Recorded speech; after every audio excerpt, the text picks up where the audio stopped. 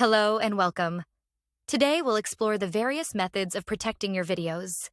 While DRM provides the highest level of protection, there are alternative ways to prevent your videos from being pirated or downloaded. Let's get started.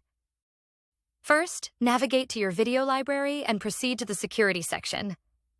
Please remember that any adjustments you make to your security settings will be applied to all videos in this collection. We'll start with geo-blocking, a feature that enables you to restrict specific countries from viewing your video.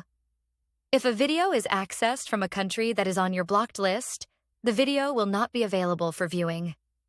For example, let's select a few countries where we don't want this video to be viewed.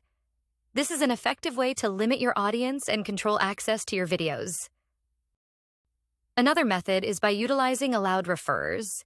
You can designate the domains authorized to play your video. When a video is played, Gumlet checks the referrer. If the referrer doesn't match your whitelist, the video won't play. This helps prevent unauthorized embedding of your video on other websites.